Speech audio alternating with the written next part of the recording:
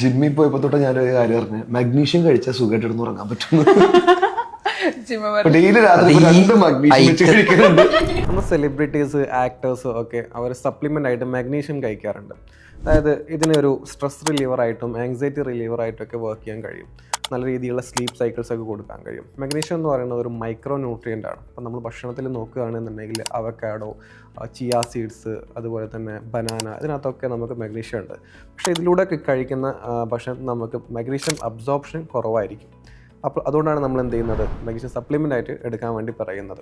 Magnesium daily recommended dose എന്ന് പറയുന്നത് 300 to 400 അല്ലെങ്കിൽ 500 mg വരെയാണ് പെർ ഡേ നമ്മൾ എടുക്കേണ്ടത്. ഇത് എടുക്കുന്ന സമയത്ത് എപ്പോഴും നമ്മൾ സ്മോൾ ഡോസ് ആയിട്ട് എടുക്കാൻ വേണ്ടിയിട്ട് ശ്രമിക്കാം. ഒരു 250 രാവിലെയും 250 രാത്രിയൊക്കെ ആയിട്ട് എടുക്കാൻ വേണ്ടിയിട്ട് ശ്രമിക്കാം. 2 രീതിയിലുള്ള മഗ്നീഷ്യം സപ്ലിമെൻറ്റ്സ് ആണ് ഇന്ത്യയിൽ അവൈലബിൾ ആയിട്ടുള്ളത്. അത് മഗ്നീഷ്യം ഗ്ലൈസിനേറ്റും മഗ്നീഷ്യം സിട്രേറ്റും.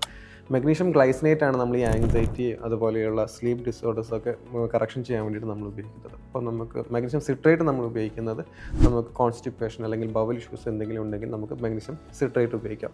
ഈ 2 മഗ്നീഷ്യത്തിനും അബ്സോർപ്ഷൻ കപ്പാസിറ്റി കൂടുതൽ തന്നെയാണ്. സോ നമുക്ക് ഇതിൽ ഏത് വേണമെങ്കിലും ഉപയോഗിക്കാം.